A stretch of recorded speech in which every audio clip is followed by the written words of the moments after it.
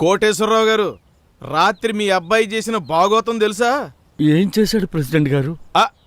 మీరు ఆగండి, ఎందుకు అంత కంగారు? ఇప్పటి వరకు అయింది టీజరే కదా. సినిమా మొత్తం చూసిన తర్వాత మీరు నేను తాపీగా కూర్చొని అప్పుడు డిస్కషన్ చేసుకుందాం. అతివాగుడండి, అసలు ఈ అతివాగుడంటేనే నాకు పరమ అసహ్యం. పైగా నిన్న మీ అబ్బాయి తెగ ఫుల్లుగా తాగొచ్చేసాడు. ఇప్పుడు మీ ఇంట్లో కూడా ఒక వయసుకొచ్చిన ఆడపిల్ల ఉంది కదా, వయసుకొచ్చిన ఆడపిల్లనింట్లోకి ఇద్దరు తాగుబోతేదవులు తాగొచ్చి నానా రచ్చ చేస్తే మీరు ఊరుకుంటారా చెప్పండి?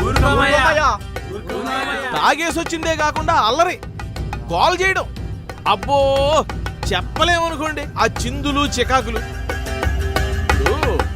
ఊళ్ళో వాళ్ళకి ప్రెసిడెంట్ అంటే ఒక గౌరవం, మర్యాద, మాట, మన్నన ఉంటాయి కదా. నా డబ్బులు పోయినాయి, ఆ డబ్బులు పోవడానికి కారణం నువ్వే తెచ్చిస్తావా లేదా అని రాత్రిపూట నానా రచ్చ చేసి పడేశారు వీళ్ళిద్దరు. అరే ఇల్లంతా పరిగెత్తించేశారు. డబ్బులేంటి? మీ అబ్బాయి గారిని అడగండి. అమ్మా అది డబ్బులు పోవడం ఏంట్రా? అది కూడా నేనే చెప్తాను, ఉండండి. మీ అబ్బాయి గారి డబ్బులు పోయాయంట, ఆ డబ్బులు పోవడానికి కారణం నేనేనంట. అవి తీసుకొచ్చి ఇవ్వకపోతే నన్ను చంపేస్తాడంట. అమ్మా ఇది నిన్న జరిగింది రచ్చంతా. ఇప్పుడు నాన్న పద వెళ్ళిపోతాం. నువ్వుండమ్మా.